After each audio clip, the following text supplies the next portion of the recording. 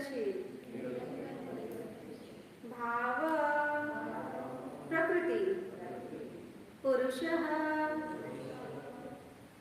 सूर्य चंद्र जैसे समस्त देवताओं सहित विराट रूप च तथा अधिदैवतम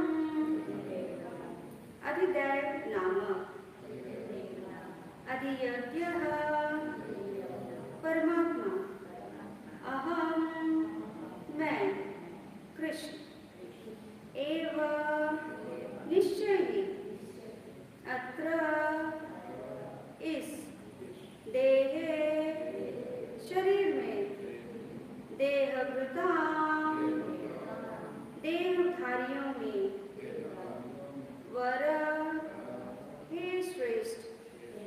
अनुवाद और तात्पर्य श्रील प्रभुपाद जी के द्वारा। श्रील प्रभुपाद की जय। हे देहधारियों में श्रेष्ठ निरंतर परिवर्तनशील यह भौतिक शरीर अधिभूत यानी कि भौतिक अभिव्यक्ति कहलाती है।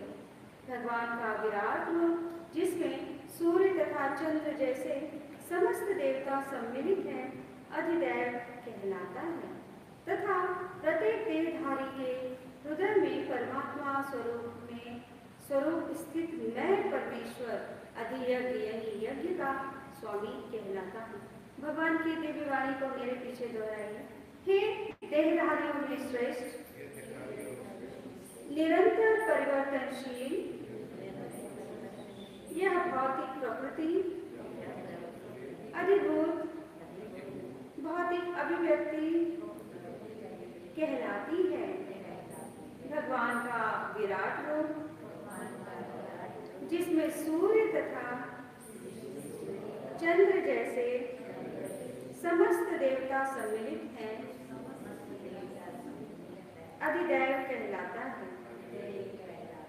तथा प्रत्येक देहधारी के हृदय में परमात्मा स्वरूप स्थित मैं परमेश्वर अधियज्ञ यज्ञ का स्वामी कहलाता है। तात्पर्य आप सभी ध्यानपूर्वक सुनिए। यह भौतिक प्रकृति निरंतर परिवर्तित होती रहती है। सामान्यतः भौतिक शरीरों को 6 अवस्थाओं से निकलना होता है। वे उत्पन्न होते हैं, बढ़ते हैं, कुछ काल तक रहते हैं, कुछ गौण पदार्थ उत्पन्न करते हैं, क्षीण होते हैं और अंत में विलुप्त हो जाते हैं। यह भौतिक प्रकृति अधिभूत कहलाती है। यह किसी निश्चित समय में उत्पन्न की जाती है और किसी निश्चित समय में विनष्ट कर दी जाती है। परमेश्वर के विराट स्वरूप की धारणा जिसमें सारे देवता तथा उनके लोग सम्मिलित हैं अधिदैवत कहलाती है। प्रत्येक शरीर में आत्मा सहित परमात्मा का वास होता है जो भगवान कृष्ण का अंश स्वरूप है। यह परमात्मा अधियज्ञ कहलाता है और हृदय में स्थित होता है। इस श्लोक के प्रसंग में एव शब्द अत्यंत महत्वपूर्ण है क्योंकि इसके द्वारा भगवान बल देकर कहते हैं कि परमात्मा उनसे भिन्न नहीं है। यह परमात्मा प्रत्येक आत्मा के पास आसीन है और आत्मा के कार्यकलापों का साक्षी है तथा आत्मा की विभिन्न चेतनाओं का उद्गम है। यह परमात्मा प्रत्येक आत्मा को मुक्त भाव से कार्य करने की छूट देता है और उसके कार्यों पर निगरानी रखता है। परमेश्वर के इन विविध स्वरूपों के सारे कार्य उस कृष्ण भावना भावित भक्त को स्वतः स्पष्ट हो जाते हैं जो भगवान की दिव्य सेवा में लगा रहता है। अधिदैवत नामक भगवान के विराट स्वरूप का चिंतन उन नवदीक्षितों के लिए है जो भगवान के परमात्मा स्वरूप तक नहीं पहुंच पाते। अतः उन्हें परामर्श दिया जाता है कि वे उस विराट पुरुष का चिंतन करें जिसके पांव अधोलोक हैं, जिसके नेत्र सूर्य तथा चंद्र हैं और जिसका सिर उच्च लोक है। ओम ज्ञानान्तिमिरन्धस्य ज्ञानञ्जनशलाकया चक्षुरुन्मिलितं येन तस्मै श्रीगुरुवे नमः। श्रीचैतन्यमनोभीष्टं स्थापितं येन भूतले स्वयं रूपं तदन्मै ददाति स्वापदान्तिकम्। हे कृष्ण करुणा सिन्धु दीनबन्धु जगत्पते गोपेश गोपिकान्त राधाकान्त नमस्तुते। तप्त कांचन गौरांगी श्रीराधे वृंदावनेश्वरी वृषभानुसुते देवी प्रणमामि हरे प्रिये। वाञ्छाकल्पतरुभ्यश्च कृपा सिन्धुभ्यैव च पतितानां पावनेभ्यो वैष्णवेभ्यो नमो नमः। जय श्री कृष्ण चैतन्य प्रभु नित्यानंद श्री अद्वैत गदाधर शिवसादि गौर भक्तवृंद। हरे कृष्णा कृष्णा कृष्णा हरे हरे हरे राम राम राम हरे हरे। हरे कृष्ण। भगवत प्राप्ति जो ये अध्याय है, इसके पहले के श्लोकों में हमने देखा, जो कि श्लोक नंबर 1 और 2 विशेषता, जिसमें अर्जुन भगवान श्री कृष्ण से प्रश्न पूछते हैं, जिसका उत्तर भगवान 3, 4, 5 में देते हैं और 6 ये कवर होता है। तो पहले फिर से हम एक बार रिपीट कर लेते हैं क्वेश्चन क्या पूछा था अर्जुन ने, जो कि श्लोक नंबर 1 में टोटल क्वेश्चन 5 है। ठीक है, पहला क्वेश्चन था ब्रह्म क्या है, दूसरा था आत्मा क्या है, सकाम कर्म तीसरा है और चौथा है भौतिक जगत क्या है और पांचवा है देवता क्या है। और नंबर 2 श्लोक में अगला क्वेश्चन है कि यज्ञ का स्वामी कौन है और वह शरीर में कैसे रहता है। तो पहले के 5 क्वेश्चन का उत्तर हमें 3 और 4 में मिल चुका है, 3 में मिल चुका है। और ये जो चौथा है, चौथे श्लोक में हम आज देखेंगे कि यज्ञ का स्वामी कौन है और वह शरीर में कैसे रहता है, ये जो कि क्वेश्चन नंबर 6 और 7 है, जो इसमें हम देखने जा रहे हैं श्लोक नंबर 4 में। तो इसमें 3 शब्द आए हैं, अधिभूत, अधिदैव और अधियज्ञ। इसे हम इस श्लोक में श्रील प्रभुपाद जी ने बहुत ही अच्छे से हमें एक्सप्लेन किया है। इसे और एक्स्ट्रा इसमें कुछ शब्द देने की जरूरत नहीं, जस्ट जो श्रील प्रभुपाद जी ने यहाँ हमें एक्सप्लेन किया उसे ही हम जानेंगे। तो पहले हम देखेंगे कि अधिभूत क्या है। अधिभूत बेसिकली क्या है, यह भौतिक प्रकृति है। अधिभूत क्या है, यह भौतिक प्रकृति है। ये प्रकृति में निरंतर देखेंगे तो बदलाव होते रहते हैं और इस भौतिक प्रकृति से निर्मित, भौतिक प्रकृति में जो पदार्थ हैं उससे निर्मित हमारा जो शरीर है, यह भी निरंतर इसमें चेंजेस आते रहते हैं। इसमें 6 प्रकार के चेंजेस दिया गया है। पहला क्या है, वह है उत्पन्न होते हैं, फिर क्या होते हैं, दूसरा बढ़ते हैं। तो पहले क्या है, उत्पन्न, यानी उसका जन्म हुआ, फिर वो बढ़ा, फिर कुछ काल तक वो रहा, उसके बाद क्या, गौण पदार्थ, मतलब कुछ उसने प्रक्रिया प्रारंभ की अपने से दूसरे जीव को उत्पन्न किया, फिर उसके बाद क्या हुआ, क्षीण हुआ, बूढ़ा हुआ, फिर उसके बाद लुप्त हो गया, यानी उसकी मृत्यु हो गई। यह पहला है अधिभूत।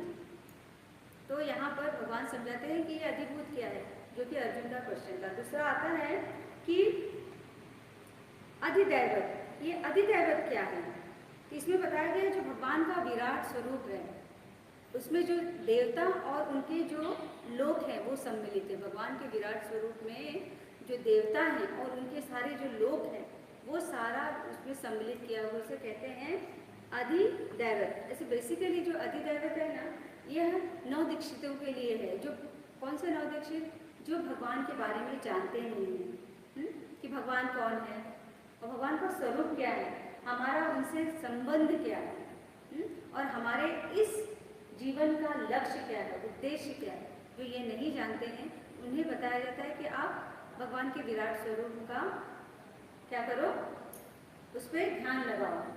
तो जिसमें विराट स्वरूप में भगवान का जो पाँव है वो अधोलोक है, जो सर है वो उच्च लोक है, और भगवान की जो आंखें में बताया जा रहा है कि वह सूर्य और चंद्रलोक है। ठीक है, तो ये जो बताया जाता है कि ये अधिदैवत कहलाती है। अब आते हैं अधियज्ञ। अब इस शरीर में, चाहे वह मनुष्य का शरीर हो, चाहे वो चींटी का शरीर हो, चाहे वो हाथी का शरीर हो, चाहे किसी भी जीव जंतु पशुओं का हो, चाहे वो पौधों का हो, सबके शरीर के अंदर आत्मा का वास है। और इस आत्मा में किसका वास है? परमात्मा। और इस श्लोक में एव शब्द आया है, यहाँ पर आया है ना, अधियज्ञ अहम एव अत्र। एव जो शब्द है, यह भगवान यहाँ पर दर्शाते हैं कि ये जो एव शब्द है, इसका मतलब है कि मैं, मतलब मुझसे, मतलब भगवान कहते हैं, कृष्ण कहते हैं कि ये जो परमात्मा है, जो आत्मा के अंदर विराजमान है, यह मुझसे भिन्न नहीं है। मतलब कि वह परमात्मा भी कौन है? कृष्ण ही परमात्मा है। ठीक है। अब ये जो आत्मा का निवास स्थान कहाँ है? हृदय में। ठीक है, हृदय में आत्मा का निवास स्थान है।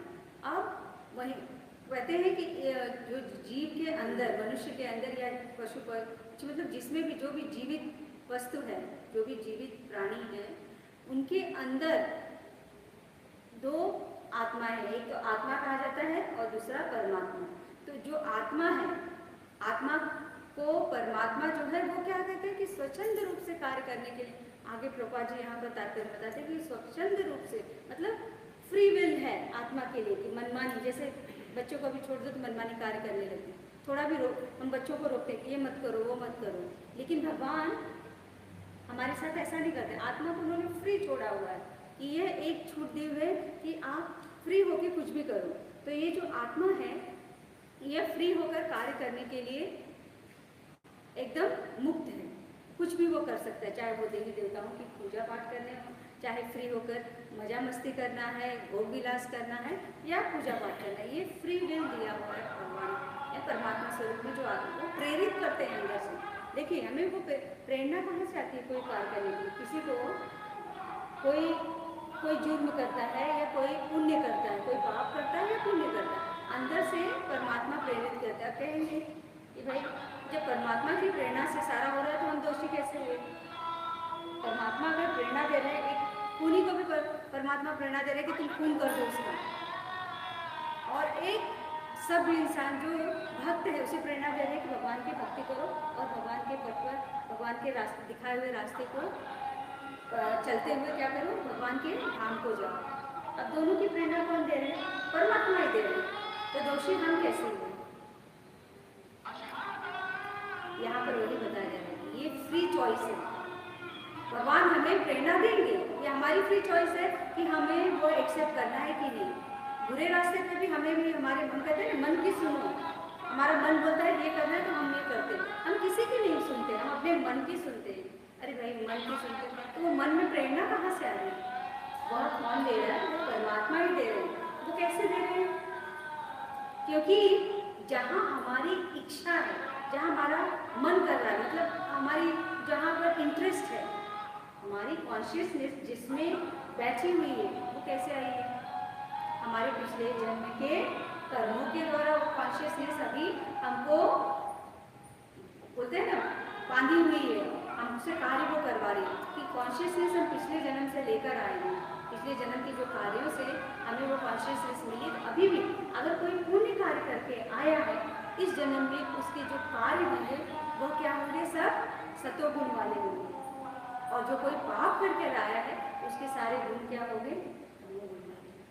ये कार्य के तत्व, उसी के अनुसार हमें अंदर से प्रेरणा भी मिलती है। और वह प्रेरणा की स्रोत कौन है? यहाँ पे बताया जाता है, प्रभुपाद जी लिखते हैं कि उद्गम कौन है? भगवान स्वयं है। भगवान स्वयं श्री कृष्ण है, जो परमात्मा स्वरूप हमें क्या कर रहे हैं? प्रेरित कर रहे हैं। दोषी हम ही हैं। एक भले यहाँ पर ये परमात्मा हमें प्रेरित कर रहे हैं, लेकिन हमारे अपने कार्यों को जो हम इकट्ठा कर लाए हैं, जो कॉन्शियसनेस हमारे साथ है, उसी कॉन्शियसनेस के बल पर वो हमें परमात्मा हमें गाइड कर रहे हैं कि हमें ऐसा करना चाहिए। अब उसके ऊपर हमें ये सोचना है कि क्या ये कार्य सही है या गलत है। वह कैसे पता चले? जब हम सतोगुण में रहेंगे, सात्विक विचारों को धारण करेंगे, सतोगुण में रहेंगे, तो जाके हम उस चीज को हम समझ पाएंगे कि क्या सही या गलत है। तो भगवान हमारे हर कार्यों के साक्षी हैं। परमात्मा रूप में वह आत्मा के समक्ष हैं, साथ में बैठे हैं और वो देख रहे हैं कि आत्मा, जैसे भगवद गीता में पीछे एक पिक्चर दिया हुआ है कि एक पंछी है वो एक फल खा रहा है और दूसरा पंछी उसको ऑब्जर्व कर रहा है, देख रहा है कि वो पंछी क्या कर रहा है। तो ये जो आत्मा है वो फल खाने का मतलब है कि भोग विलास अपने इसमें जुटा हुआ है, अपने कार्यों में जुटा हुआ।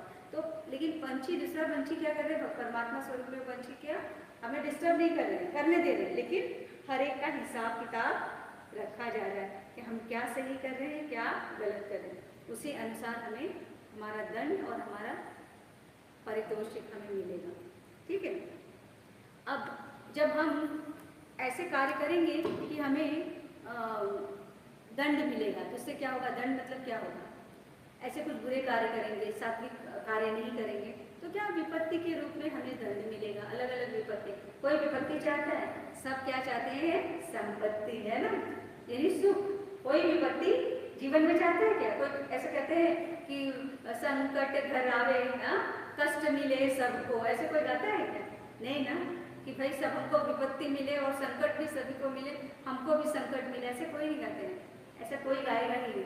सब भगवान से भजन करते हैं कि हमें हमारे संकट को दूर करिए और हमारी विपत्ति को संपत्ति यानी सुख में सुख प्रदान करिए। तो लेकिन ये कैसे होगा, रामचरितमानस में बताया जाता है कि ये जो हमें विपत्ति आती है, हमारे ऊपर जो विपत्ति आती है, उसका कारण यह है कि भगवान को जब हम विस्मरण कर देते हैं, भगवान को भूल जाने के कारण हमें क्या होता है कि हमें हमारे ऊपर विपत्ति आती है। लेकिन अगर हम भगवान को स्मरण करें, है ना, भगवान को स्मरण करें तो क्या करें, हमें संपत्ति आएगी। ठीक है।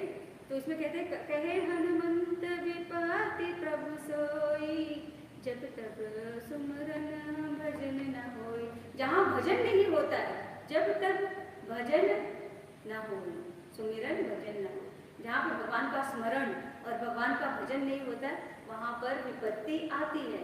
जब मनुष्य अपने अपने जो सेंसेस है, अपनी जो उनकी जो भावनाएं हैं उसको लेकर के एंजॉय करेगा, उसको अपनी सारी सेंसेस को एंजॉय करने के लिए सोचेगा, सेंसेस के द्वारा क्या करेगा, एंजॉय करने की कोशिश करेगा, तब क्या होगा, विपत्ति आएगी। क्योंकि देखिए, जब किसी को संपत्ति चाहिए होगी, यानी लक्ष्मी चाहिए होगी, लक्ष्मी के साथ अगर नारायण नहीं है तो क्या होगा, कष्ट साथ में जरूर आएगा, क्योंकि लक्ष्मी चंचला है, वो जब अकेले आएंगी तो विपत्ति साथ में लेकर आएंगी। तो इसीलिए क्या करना चाहिए, हमें भगवान का स्मरण हमेशा करते हैं। जैसे हम भगवान का स्मरण करेंगे या भजन करेंगे तो सुख और ये संपत्ति, यानी जो संपत्ति रूपी सुख है वो हमारे जीवन में आएगा। ठीक है। तो भगवान ने हमें परमात्मा रूप में हमें जो प्रेरणा दे रहे हैं कार्य करने का, तो उसमें हम अपने आप से सुधार ला सकते हैं। अपने पिछले जन्मों के जो भी कार्य है वो, उससे जो हम इस जीवन में कष्ट भोग रहे हैं उसको हम सुधार सकते हैं अपने अच्छे कार्यों को द्वारा। अभी भी भगवान के नाम का स्मरण करके, उनके नाम का जप करके हम अपनी इस जीवन को हम उबार सकते हैं। इस जन्म मृत्यु जरा व्याधि के कष्ट से हम बाहर आ सकते हैं। वह तो भगवान का नाम हमें सतत जप करते रहना चाहिए। 24 घंटे तो पॉसिबल नहीं है, लेकिन एटलीस्ट 16 माला तो हमें रोज पूरी कर लेनी चाहिए। हरे कृष्णा कृष्णा कृष्णा हरे हरे, हरे राम राम राम हरे हरे। तो इस श्लोक में भगवान यही बताना चाहते हैं कि जो यज्ञ का स्वामी, जो क्वेश्चन था अर्जुन का कि यज्ञ का स्वामी कौन है, तो भगवान यहाँ बताना चाहते हैं कि जो भगवान, जो परमात्मा स्वरूप में मनुष्य के हृदय में जो स्थित है, जो विराजमान है, वही यज्ञ के स्वामी है। इसलिए अभी देखिए, अब हमारे अंदर जो परमात्मा बैठे हैं यज्ञ के स्वामी, उन्हें हम कैसे यज्ञ के द्वारा संतुष्ट करें। तो कौन सा यज्ञ होगा कि हमें क्या करना है कि जो हम भोजन पकाते हैं उस भोजन को भगवान को समर्पित करके फिर उसे खाएं। तो उससे क्या होगा, जो हमारी आत्मा होगी वो तुष्ट होगी, संतुष्ट होगी। समझ रहे हैं? जब आत्मा संतुष्ट होगी तो परमात्मा ऐसे ही, क्योंकि परमात्मा को वो भोग लगाया हुआ, परमात्मा कौन है, भगवान स्वयं कृष्ण है, तो भगवान को भोग लगाया हुआ जब भोजन प्रसाद रूप में हम पाएंगे तो हमारी आत्मा संतुष्ट होगी, और आत्मा के संतुष्ट होते ही आत्मा का शुद्धिकरण होगा, जिसके बाद क्या होगा, परमात्मा हमें प्रेरित करेंगे अच्छे कार्यों के लिए। तो जो आज के इस श्लोक का यही तात्पर्य। हरे कृष्ण। किसी का कोई प्रश्न है? ग्रंथराज श्रीमद् भगवद गीता की, श्रील प्रभुपाद